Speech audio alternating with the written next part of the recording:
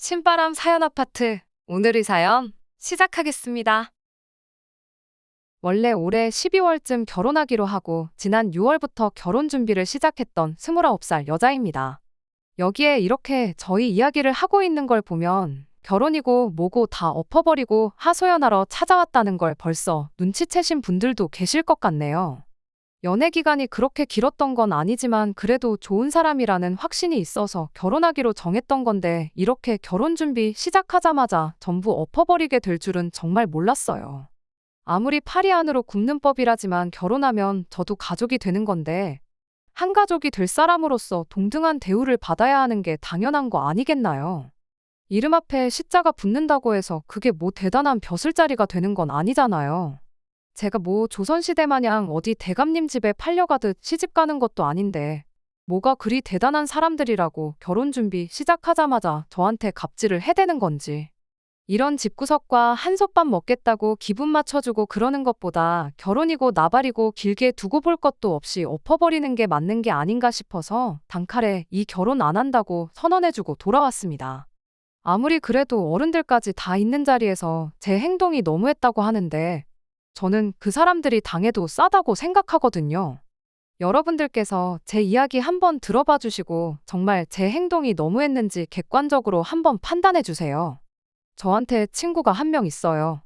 그 친구는 저랑 어려서부터 친하게 지내던 친구가 아니고 대학교를 졸업하고 막 취직 준비를 시작했을 때 알게 된 친구였어요. 당시만 해도 취직 준비에 필요한 정보 공유를 한다고 이래저래 연락을 자주 주고받던 친구였는데 서로 취직하고 나서 사는 게 바쁘다 보니 한동안 소원해져서 몇 년 동안 소식도 모르고 지내게 되었지요. 그런 친구한테서 몇 년 만에 연락이 왔어요. 서로 너무 반갑다고 톡으로 안부도 묻고 근황 이야기도 나누고 하면서 몇 시간을 떠들었습니다. 그런데 보통은 한참 이렇게 소식도 모르고 지내던 친구가 갑자기 연락을 해오면 안부가 궁금한 것보다는 다른 용건이 있어서 하는 경우가 많잖아요. 그 친구도 제 안부를 묻고 싶다기보단 다른 이유가 있겠거니 생각했어요. 아니나 다를까 저한테 남자를 한 명 소개시켜주고 싶다는 이야기를 꺼내왔어요. 그때쯤 제가 마침 한참 사귀고 있던 사람과 되게 안 좋게 헤어지게 되었는데 어디서 그 소식을 들었나 보더라고요. 아무튼 그때 친구한테 소개를 받게 된 게 제 남자친구였습니다. 남자친구는 저보다 5살 연상으로 제 친구하고는 대학교 때부터 알고 지낸 사이였던 사람이었어요. 아무튼 그렇게 친구의 주선으로 남자친구를 처음 만나게 되었고 그렇게 몇 번 더 만나다가 남자친구와 연애를 시작하게 되었습니다. 연애 6개월 차가 되었을 때 남자친구가 먼저 결혼에 대한 이야기를 꺼내왔어요. 연애만 하는 것도 좋지만 자기가 아무래도 나이가 있다 보니 결혼을 생각하지 않을 수가 없다면서 조금 더 진지하게 저랑 만나고 싶다고요. 말씀드렸던 것처럼 지금 남자친구를 만나기 전에 만나던 사람과 조금 마무리가 안 좋게 헤어졌었거든요. 그런데 이렇게 갑자기 나타난 남자친구가 똥차가 가고 찾아온 벤츠가 아닌가 하는 착각까지 하게 되었죠. 남자친구를 만나기 전에 만나던 사람과 워낙에 안 좋게 헤어졌다 보니 남자친구가 더 좋은 사람처럼 보였나 싶었던 것 같아요. 객관적으로도 학벌이나 직장, 뭐 하나 전에 만나던 사람보다 빠지는 게 없는 사람이기도 했어요. 아무튼 저도 늦은 나이는 아니지만 곧 30을 앞두고 있던 나이다 보니 남자친구가 꺼낸 결혼 이야기를 긍정적으로 받아들이게 되었습니다. 그 뒤로 반년 정도를 더 만나다가 지난 6월에 남자친구의 청혼을 받게 되었고 그렇게 저희는 올해가 가기 전에 결혼식을 올릴 계획을 세우고 본격적으로 결혼 준비를 시작하게 되었습니다. 남자친구와 저 사이에 친구가 있다 보니 결혼 이야기 오가는 동안에 서로가 말은 안 했지만 대충 조건이 어느 정도인지에 대해서는 어렴풋이 알고는 있었어요. 그러다 남자친구의 청혼을 받고 나서는 쉬쉬할 일도 아니겠구나 싶어서 서로의 경제 상황에 대해서 오픈을 하게 되었습니다. 일단 저는 현재 외국계 기업에서 일을 하고 있어요. 올해로 입사 4년차 데리고 세금 같은 거 전부 제외하고 월급을 280 정도 받고 있습니다. 또래들과 비교하면 뭐 엄청 모자란다 싶을 만큼 적게 버는 것도 아니고 평범한 편이지요. 그래도 회사가 외국계다 보니 추가 근무를 한 것에 대해서는 칼같이 계산을 해주는 편이에요. 마음만 먹으면 잔업에 야근 이런 거 해서 월 300 정도는 맞춰서 벌 수 있지만 제가 워라밸을 중시하는 사람이다 보니 돈 얼마 더 버는 것보다 일찍 퇴근해서 이것저것 배우며 자기 개발하는데 더 시간을 쏟고 있습니다. 아무튼 직장 생활 시작한 이래로 제가 저금으로만 2천만 원 정도를 가지고 있습니다. 연봉 받는 거 치고 저금이 적은 이유는 대부분의 재산을 주식으로 보유하고 있기 때문입니다. 작년과 재작년에 어떻게 운이 좋아서 주식으로 조금 재미를 봤어요. 주식 계좌에만 한 5천만 원 정도 들어있고요. 더 모으려면 더 모을 수 있었지만 말씀드린 대로 제가 이것저것 배우러 다니는 걸 좋아해서 생활비 외에도 추가적으로 들어가는 부분이 있다 보니 그렇게 7천 가지고 있는 게 전부입니다. 남자친구는 저보다 연봉이 훨씬 높아요. 저랑 5살이나 차이가 나는 만큼 사회생활 경력도 더 길지만 그런 거 다 감안해서 제가 같은 경력이라 할지라도 남자친구가 버는 만큼 벌지는 못합니다. 월급은 이것저것 다 떼고 380 정도 들어오고 명절이나 연말에 나오는 수당 같은 것까지 계산하면 월급이 400을 넘는다고 봐도 무방합니다. 그런데 모아놓은 돈이 4천만 원이 전부였어요. 대신 할부가 다 끝난 차가 한 대 있었습니다.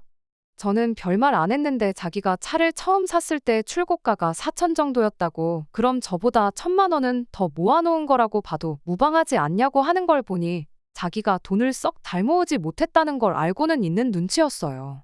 그래도 제가 돈을 그것밖에 못 모았냐고 따진 것도 아니고 아무 말도 안 했는데 저러는 걸 보니까 좀 어이가 없었습니다. 그래서 차를 샀을 때 가격이 아니라 지금 당장 처분했을 때 얼마나 쳐주는지를 봐야지 맞는 거 아니냐고 한마디 따졌죠. 그랬더니 남자친구가 난데없이 제 주식을 가지고 걸고 넘어져 왔습니다. 주식도 팔아야 돈인 거 모르냐고 지금 주식 계좌에 있는 5천만 원이 내일도 똑같이 5천만 원이라고 생각하지 말라고 하는 거예요. 주식이라는 게 원래 예상할 수 없는 것이다 보니 남자친구 하는 말이 틀린 말은 아니었지만 그 상황에서 그런 말을 한다는 건 억지나 마찬가지였습니다. 그 말이 나온 순간 당장 제 주식을 처분해버리면 되는 상황이었으니까요. 남자친구야말로 자동차를 당장 업자한테 넘긴다고 하면 출고가 4천은커녕 절반값이나 받을 수 있을까 말까였으니 말이에요. 그렇게 따지고 들면 그만인 이야기였지만 사실 애초에 처음부터 저는 저희가 결혼을 앞두고 서로 경제 상황을 알기 위해 말을 꺼낸 거지 돈이 얼마나 인내업내를 가지고 싸울 생각이 없었습니다. 저 또한 당장 제 돈의 대부분이 주식에 묶여있는 상황이었던 데다가 계속 상승세를 타고 있는데 결혼 때문에 굳이 그 돈을 빼고 싶지는 않았거든요. 적어도 신혼집 구하기 하루 전까지는 손에 쥐고 있고 싶었고 가능만 하다면 향후 몇 년은 그냥 들고 있고 싶었던 게 제 마음이었어요. 그러니 따지고 보면 저는 수중에 2천밖에 없는 거나 마찬가지였는데 그 상황에서 제가 남자친구한테 돈을 너무 못 모은 거 아니냐고 따지고 들 이유가 하나도 없던 상황이었습니다. 그래서 남자친구한테 그냥 결혼 앞두고 우리 상황이 어떤지 알고 싶었을 뿐이지 모아놓은 돈은 크게 상관없다. 어차피 대출을 꽤 많이 끼고 시작할 텐데 오히려 오빠 월급이 좋은 게 훨씬 다행인 거 아니냐. 지금 당장보다는 앞으로가 중요한 거 아니겠냐. 이렇게 말해주면서 오해는 풀었고 다툼까지 가지는 않았네요. 그제서야 남자친구도 조금 평정심을 되찾더니 모아놓은 돈이 별 볼 일 없던 이유에 대해서 나름 해명 아닌 해명을 해줬어요. 자기가 취직한 이래로 부모님한테 직접적으로 돈을 드렸던 적은 한 번도 없지만 여태껏 자기가 공부할 수 있는 여건도 마련해 주시고 지금 이렇게 자리 잡을 때까지 부모님이 자기한테 해주신 게 있지 않냐고. 이날이 때껏 자기한테 베풀어 주신 만큼 전부 돌려드릴 수는 없겠지만 최대한 자기가 힘닿는 데까지는 잘해드리고 싶어서 그랬던 거라면서요. 차를 일찍 뽑은 것도 평생 일하는 것밖에 모르고 사셨던 두 분이시다 보니 쉬는 날에 어디 놀러 갈 줄도 모르셔가지고 이젠 그렇게 고생만 하실 필요 없다고 자기가 주말이면 여기 모시고 다니고 저기 모시고 다니고 하려고 뽑았던 거랍니다. 제 질문에 예민하게 굴었던 이유는 혹시나 자기가 모아놓은 돈이 별로 없다는 이유로 청혼을 받자마자 결혼을 안 한다고 나올까봐 그랬던 거라며 자기가 성급했다고 사과를 바로 해왔어요. 1년 짧은 기간이나마 연애하는 동안 한 번도 다툰 적이 없었는데 결혼하기로 하자마자 크게 다투진 않을까 싶었는데 자기가 잘못했다는 거 바로 인정하고 사과를 하는 모습에 안심이 되더라고요. 쓸데없이 자기 자존심 지키겠다고 계속 화내는 것보다 인정할 거 인정하는 모습이 100배 1000배 낫다고 생각했거든요. 그리고 동시에 가족들한테 잘하는 가정적인 면도 좋게 보였어요. 맹목적으로 이제 돈을 버니까 부모님한테 효도하겠다고 돈 받는 대로 퍼주고 그러는 게 아니라 그동안 자식들 미래를 책임지느라 고생하신 부모님과 여지껏 쌓지 못한 추억을 만들기 위해 돈을 썼던 것이니까요. 자기만 알고 이기적인 그런 사람보다야 그런 마음을 쓸 줄 아는 모습이 좋아 보였어요. 저도 결혼하면 한 가족이 되는 거잖아요. 아무리 100세 시대라지만 인생이 결코 긴 게 아닌데 돈 없이는 사랑도 행복도 찾을 수 없다지만 아무 추억도 만들지 않고 돈만 쥐고 있는 게 능사는 아니라고 생각하기도 하고요. 그 와중에도 자기 미래를 대비하겠다고 저금을 했던 것도 아무리 액수가 4천밖에 되지 않을지라도 아무 생각 없이 덮어놓고 돈만 펑펑 쓰는 생각 없는 사람처럼 보이지도 않았고 말이죠. 말씀드렸다시피 어차피 월급 또한 저보다 남자친구가 월등히 좋았고 저나 남자친구나 뭐 배우러 안 다니고 여행 같은 거 안 다니고 월급을 받는 족족 모았다고 한들 대출 없이 서울에 집을 구하는 게 어디 가능키나 한 일이겠나요? 물론 빚이라는 게 적으면 적을수록 좋은 거라지만 한편으로는 돈 빌리는 것도 능력이라고 하잖아요. 대출을 조금 더 받더라도 맞벌이 생활 유지하면서 하나씩 차근차근 맞춰나가는 게 맞다 싶었습니다. 다행히 남자친구가 벌써 차도 가지고 있었고 하니 집 문제만 빼놓고 생각해보면 당장 크게 돈 나갈 곳이 없다고 봐도 무방했지요. 아무튼 그렇게 이야기를 마치고 집에 돌아가는 길이었는데 남자친구가 헤어지면서 자기가 전생에 나라를 구했나 보다고 저 같은 사람과 결혼하게 된 게 자기한테 정말 큰 행운이라며 고맙다는 말을 해주더라고요. 그러고는 제 두 손을 꼭 잡더니 우리 결혼해서 꼭 남부럽지 않게 행복하게 잘 살자는 말을 해줬어요. 그때까지만 해도 남자친구가 해줬던 말처럼 결혼해서 행복하게 잘 살 거라 생각했지 이렇게 최악의 모습으로 갈라서게 될 줄은 생각도 못했습니다. 아무튼 그날 이후 저도 저희 부모님께 결혼할 사람이 생겼다는 사실을 전했어요. 어머니께서 이것저것 물어보셨는데 역시나 월급이 그 정도 되는데 모아놓은 돈이 4천이 전부냐 그건 씀씀이가 너무 큰 거 아니냐며 조금 안 좋은 반응을 보이셨습니다. 그래도 할부 끝난 차도 가지고 있고 돈이야 지금 얼마 더 있는 것보다 앞으로 어떻게 모으는지가 더 중요한 거 아니냐. 나도 주식으로 이득 본 거 아니면 5천 정도밖에 못 모았을 텐데 그렇게 생각하면 오히려 잘 모은 거 아니냐 남자친구 편을 들어줬지요. 어머니께서도 하긴 그렇긴 그렇다고 하시며 제 말에 동의를 해주셨고 당장 돈 얼마 있는 것보다 사람 됨됨이가 더 중요한 거 아니겠냐며 어떤 사람인지 좀 보게 하루라도 빨리 집에 인사시키러 데리고 오라 하시더라고요. 막상 남자친구를 집에 인사시켰더니 처음 보여주셨던 안 좋은 반응과는 다르게 저희 부모님 두 분 다 남자친구를 엄청 마음에 들어 하셨어요. 성격도 싹싹하니 좋고 직장도 인물도 뭐 하나 빠지는 데가 없다고요. 남자친구도 저희 부모님한테 그동안 자기가 부모님 모시고 여기저기 다녔던 여행지 이야기를 꺼내면서 그중에 가장 좋았던 곳들을 뽑아서 저희 결혼하고 나거든 저희 부모님 모시고 한 번 더 다녀오면 어떻겠냐 이런 식으로 이야기를 했습니다. 그때까지만 해도 제가 정말 사람 하나 제대로 봤구나 싶었어요. 자기 가족만 소중하고 자기 가족만 챙기는 이기적인 사람이 아니라 배우자의 부모님한테도 잘하는 가정적이고 양가 불문하고 가족들에게 헌신하는 좋은 1등 신랑감이라 생각했습니다. 그런데 막상 남자친구의 가족들과 함께 있던 자리에서는 그런 모습이 아니라 한쪽으로 치우쳐도 너무 치우친 그동안의 모습과는 정반대의 모습을 보여줬어요. 그리고 결국 그것 때문에 남자친구 가족들을 처음 만난 그날 결혼하기로 한 거 다 엎어버리고 남자친구 집까지 쑥대밭으로 만들고야 말았네요. 남자친구를 저희 집에 소개했으니 당연히 이번엔 제가 남자친구 집에 인사를 드리러 갈 차례가 되었습니다. 남자친구가 워낙에 저희 집에서 좋은 모습을 보여줬으니 저 또한 남자친구가 했던 것처럼 똑같이 좋은 모습을 보여주고 싶었어요. 다만 제 성격이 남자친구처럼 싹싹하고 어른들 앞에서 긴장 안 하고 그런 성격이 아니다 보니 혹시나 실수하지 않을까 걱정도 많이 했습니다.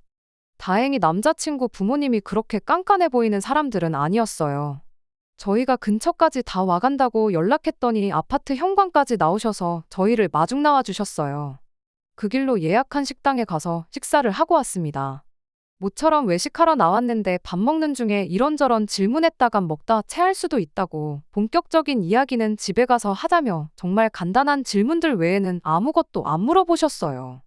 그런 사소한 배려에 좋은 분들이구나 하는 생각을 가졌고 그러면서 저도 점점 긴장했던 게 조금씩 풀어지기 시작했습니다. 그렇게 식사를 마치고 다시 남자친구 집으로 향했고 그때부터 남자친구 부모님의 질문 공세가 이어지기 시작했습니다. 덕분에 긴장이 많이 풀어졌다 보니 물어본 질문에 대답하는 게 전혀 어렵지 않았어요. 남자친구가 저희 부모님께 했던 만큼 싹싹하지는 않았지만 나름대로 잘했다고 생각했고 저 혼자만의 생각일 수도 있겠지만 남자친구 부모님 또한 저를 마음에 들어 하시는 듯 싶었습니다. 그런데 문제는 남자친구의 여동생이었어요. 저한테는 하마터면 제 인생 최악의 신우가 될 뻔했던 사람이기도 하고 어떻게 보면 덕분에 결혼이 엎어졌으니 은인이기도 한 사람이지요. 아무튼 그때는 남자친구 동생이 인격이 파탄난 사람인 걸 몰랐고 어쨌든 남자친구의 가족이니 웬만해서는 저를 좋아라 해줬으면 싶었습니다. 외출 중이라 같이 식사하는 자리는 함께하지 못했는데 집에 도착해서 한참 이야기 나누던 도중에 동생이 집에 돌아왔어요. 남자친구한테 저보다 나이가 1살 어린 여동생이 있다는 건 이미 연애 시작할 때쯤부터 알고 있었습니다. 여동생이 있다는 이야기 정도만 들었지 직접 만나보거나 여동생에 대해서 자세한 이야기를 들어본 적은 없었지만 그래도 저랑 1살 차이밖에 나지 않는 만큼 친자매까지는 아니어도 친구처럼 가깝게 지낼 수도 있겠구나 생각했었어요. 하지만 그거야말로 저 혼자만의 생각이었습니다.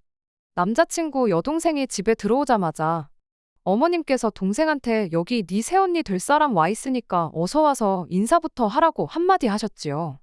저보다 1살 어리다는 건 이미 알고 있었지만 어쨌든 초면이다 보니 동생이 저한테 인사를 하기 전에 먼저 제가 안녕하세요 하고 앞으로 잘 부탁드린다 인사를 건넸습니다. 그런데 여동생이란 사람은 시큰둥한 표정으로 제 인사를 받는 둥 마는 둥 하더니 다짜고짜 저를 위아래로 훑어보기 시작했어요. 그러더니 벼랑간 제 인사를 받기는커녕 너가 걔구나? 한마디 던지고는 남자친구 부모님 옆자리에 가서 털썩 자리를 깔고 앉더라고요. 난데없이 반말을 내뱉는 남자친구 동생 때문에 순간 그 자리 분위기가 그대로 얼어붙어 버렸어요. 그런데 그 와중에 남자친구 여동생한테 말버릇이 그게 뭐냐 하고 지적해주는 사람이 한 명도 없었습니다. 남자친구가 설마 동생이나 부모님께 제 나이를 말을 안 해줬나 싶기도 했는데 말을 안 해준 건 둘째치더라도 남자친구 본인이 이미 제가 1살 더 많은 걸 알고 있는데 그 상황에 동생한테 말 한마디 안 하고 가만히 있는 건지 싶었습니다. 애초에 초면인 사람한테 반말부터 내뱉는 게 정상은 아닌 상황이잖아요. 몰랐을 수도 있지. 착각했을 수도 있지 하고 그냥 넘길 상황도 아니었어요. 이후로도 당연한 듯이 저한테 계속 반말로 말을 해대기 시작했거든요. 그 와중에 남자친구가 한마디 하기는 했는데 그게 예의 없는 말투에 대한 지적이 아니었습니다. 남자친구 동생이 먼저 저한테 말을 꺼냈어요. 설마 예비시댁에 인사하러 왔는데 빈손으로 온 건 아니겠지? 하고 물어왔죠. 그때 남자친구가 처음으로 입을 열었는데 그게 말투에 대한 지적이 아니라 설마 빈손으로 왔겠냐는 대답을 하고는 제가 사가지고 온 과일 바구니를 턱으로 쭉 하고 가리키더라고요. 남자친구 여동생이 그 과일 바구니를 보더니 안 그래도 자기가 친구랑 나가서 밥 먹고 오는 길인데 기름진 거 먹어서 상큼한 게 땡겼는데 잘 됐다며 저한테 나 과일 좀 먹어도 되지? 하고 한마디 말을 꺼내더군요. 당장 세상에 이건 또 무슨 상황이냐고 따져묻고 싶었지만 그래도 누군가는 이 사람한테 예의 없게 이게 뭐 하는 짓이냐고 먼저 말해주지 않을까 싶어서 가만히 있었습니다. 뭐 당연한 이야기겠지만 누구 하나 나서서 그걸 지적해주는 사람이 없었어요. 저보다 1살 아래면 오빠인 남자친구와 한참 나이 차가 나는 건데 집에서 막내로 커서 버르장머리가 없는 건가? 아니면 반대로 막내라서 남자친구고 남자친구 부모님이고 그냥 뭔 짓을 하던 간에 오냐오냐 해주는 건가 싶었어요. 하지만 진짜 어이없는 건 남자친구 여동생 입에서 나온 말도 안 되는 질문이었습니다. 아니, 질문이라고 하기도 뭐하고 오히려 통보에 가까웠지요. 제 의사는 물어보지도 않고 남자친구한테 곧바로 물어보더라고요. 오빠 결혼하면 맞벌이 하는 거냐고 묻더니 그럼 돈을 2배로 벌겠다며 이참에 자기 매달 주던 용돈도 2배로 올려서 100만 원씩 달라는 소리를 했으니까요. 분명 남자친구가 저한테 가족들한테 돈을 퍼주느라 못 모은 게 아니고 가족들과 추억을 만드는데 썼다는 말을 했는데 그 말과는 전혀 다른 이야기가 나오니 적잖이 당황스러웠죠. 그런데 더더욱이 어이가 없었던 건 이어진 남자친구의 반응이었습니다. 2배나 올리기는 뭐하고 조금 더 주긴 하겠다는 예상도 못한 대답을 해왔거든요. 그래서 곧장 남자친구한테 그게 무슨 소리냐고 물어봤어요. 그랬더니 남자친구 대신해서 동생이 대답을 해주더라고요. 오빠가 동생한테 용돈 주는 게 뭐 이상하냐고요. 그래서 제가 대답했어요. 오빠가 동생한테 용돈 정도 당연히 줄 수 있는 건데 매달 50만 원씩 주는 건 이상한 거 맞다고요. 그리고 남자친구한테 용돈을 올려주는 게 무슨 소리냐고, 결혼해서 맞벌이를 하는 게 오빠 월급이 오르는 건 아니지 않냐, 그리고 매달 50만 원 주는 것도 가당치도 않은 소리라고 했어요. 여태까지 줬다면 줬던 걸 도로 뺏어올 수는 없으니 거기까지는 묻지도 따지지도 않으려고 했습니다. 다만 앞으로 저희 결혼할 때까지, 아니 못해도 결혼식 올리고 나서는 더 이상 용돈은 줘서는 안 된다고, 우리가 뭐 억만금을 모아놓고 결혼하는 것도 아니고 대출만 몇 억을 받게 생겼는데 그런데다가 쓸 여유는 이제 없는 거 알지 않냐고요. 남자친구도 그 상황이 안 된다고, 여동생 용돈은 내가 꼭 챙겨주고 싶다는 말은 못하고 알겠다고 대답을 했습니다. 그런데 남자친구 동생이 그 말을 듣더니 혼자서 개거품을 물면서 말 그대로 발광을 하기 시작했어요. 급기야는 용돈을 끊을 거면 차라리 결혼을 하지 말라는 소리를 하는데 아주 꼴이 가관이더라고요. 갑작스러운 남자친구 여동생의 돌발 행동에 안 그래도 얼어붙기 시작했던 집안 분위기가 한층 더 막장으로 치닫고 있었습니다. 그제서야 남자친구 부모님이 나서서 이게 뭐 하는 짓이냐고, 쓸데없이 이럴 거면 그냥 방에 들어가서 조용히 있으라고 한마디 해주시더군요. 덕분에 남자친구 여동생이 잠깐 잠잠해졌어요. 그러더니 혼자 제가 사온 과일들을 손에 들고 있던 과도로 이리 쑤시고 저리 쑤시고 난리도 아니었습니다. 급기야는 어디서 이렇게 깎아먹기도 힘든 과일을 사왔냐며 저보고 과일 좀 잘라오라고 칼을 건네주더라고요. 뭐 위협이라도 하려는 건지 칼날 부분을 저한테 향하게 해서는 말입니다. 안 그래도 등장하자마자부터 저를 기분 나쁘게 했고 거기에 엎어서 용돈 문제로까지 사람 속을 뒤집어 놨는데 그것도 모자라 1살 어린 예비 손아래 신우가 저한테 과일을 깎아오라고 시키니 더더욱 기분이 좋을 일이 없었어요. 그런데 거기에 칼날까지 저를 향하게 해서 건네주니 웬만해선 평정심을 유지하려고 했던 저도 순간 표정 관리가 안 되더라고요. 그런 제 표정의 변화를 눈치챈 건지 얼굴 표정 좀 보라면서 뭐 기분 나쁘냐는 식으로 한마디를 하대요. 그와 동시에 남자친구도 입을 열었는데 동생한테 뭐라 한마디 하는 게 아니고 저한테 한마디를 하는 겁니다. 동생이 저랑 친해지고 싶어서 장난치는 거니까 좀 참으라면서요. 예상도 못한 남자친구 한마디에 오히려 더 이상 참을 수가 없었습니다. 100번 양보해서 이걸 장난으로 봐준다고 해도 정도가 있지, 초면에 반말하는 것부터 행동까지 이게 뭐 하는 짓이냐고 한마디 했어요. 그랬더니 남자친구 여동생이 저한테 한다는 소리가 키도 조그만 게 보기보단 성깔이 있네 하면서 왜 우리 엄마 아빠가 네 편 들어주니까 기세가 등등해진 거냐고 한마디 하더라고요. 대놓고 시비를 걸어오는데 암만 자리가 자리라고 할지라도 저도 가만히 듣고만 있지는 않았어요. 그때까지만 해도 파혼할 생각은 없었으나 그렇다고 해서 여기서 제가 꼬리를 내리면 결혼 후에도 평생을 두고 저렇게 시비를 걸어올 게 뻔하겠구나 싶었거든요. 그래서 한마디 했어요. 대놓고 시부모님 되실 분들 앞에서 남자친구 여동생이랑 똑같이 굴면서 싸울 생각은 아니었고 그냥 이성적으로 한마디 해주면 되겠거니 싶어서 최대한 좋게 좋게 이야기했습니다. 나보다 나이도 어린 걸로 알고 있는데 초면부터 반말하고 이젠 과일까지 깎아오라고 명령하는 거냐고요. 그리고 원래 칼같이 날이 달린 거 다른 사람한테 건네줄 때는 손잡이 부분을 그 사람을 향하게 해서 건네줘야 하는 거라고 제대로 못 배운 것 같아서 알려주는 거니 새겨들으라고 깔끔하게 한마디 해줬습니다. 그랬더니 저보고 나이 1살 많다고 꼴에 언니 대접은 받고 싶은가 보네 하면서 혼자 비웃기 시작하더라고요. 어이가 없었죠. 내가 언니 대접을 받겠다고 이러는 게 아니라 맞는 말이라고. 그냥 나이만 두고 봐도 내가 한 살 더 많은 언니고 아가씨 오빠랑 결혼하면 서열상으로도 아가씨가 내 손아래 신우가 되는 거지 내 언니가 되는 게 아닌 거 모르냐고요.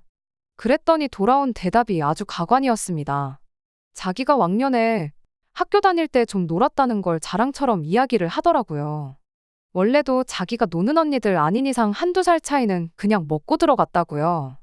특히 자기 주변 사람들 중에 자기랑 한 살 차이 나는 사람들 중에 자기가 자기 입으로 언니라고 부르는 사람들이 손에 꼽는답니다. 그러니 자기가 저한테 언니라고 부를 이유도 없다는 거예요. 그러더니 뭐 자기가 반말하는 게 그렇게 불만이냐고 하더니 불만 있으면 어쩔 건데 하고는 여지까지 찍소리도 못하고 있다가 우리 엄마 아빠가 한번 편들어줬다고 그리고 우리 오빠가 바로 옆에 있으니까 무슨 일이 나겠나 싶어서 까부는 거 아니냐고 시비를 걸대요.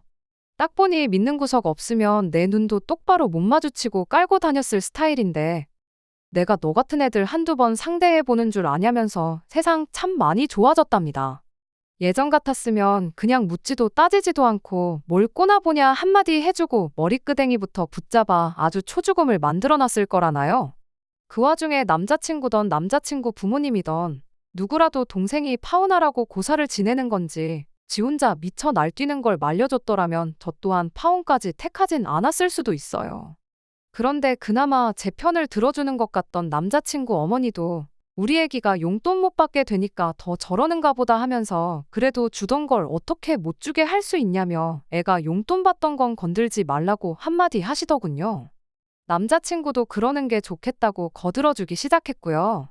이젠 온 가족이 나서서 자기를 도와주니 남자친구 여동생이 아주 기가 살아가지고는 이제 네 편은 아무도 없는 것 같은데 전세가 역전된 거 딱 봐도 모르냐며 알아서 기라고 한마디 하는 겁니다. 그때 저도 뚝하고 제 인내심이 끊어졌어요.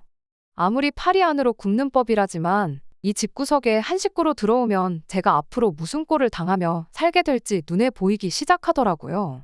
그렇게 파혼까지 각오하니 저 혼자 예의 차리고 좋게 좋게 말할 이유도 없다 싶어서 저도 그때부터 똑같이 반말로 말을 하기 시작했습니다.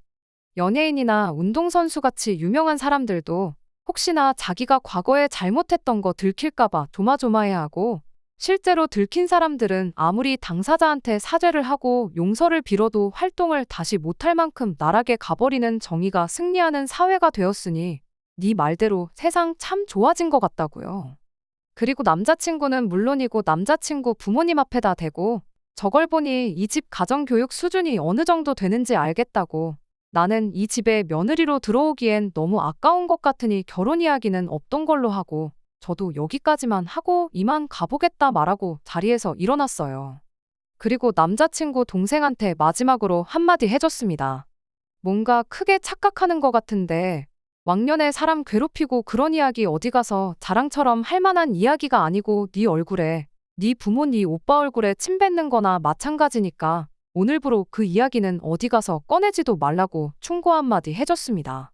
그리고 나서 남자친구 동생이 난도질을 해놓은 과일은 두고 멀쩡한 과일들만 챙겨 들고 저런 인간도 안 되는 애 먹으라고 사온 과일이 아니니 아까워서라도 도로 가져가겠다 말하고 현관문 쪽으로 몸을 돌렸어요.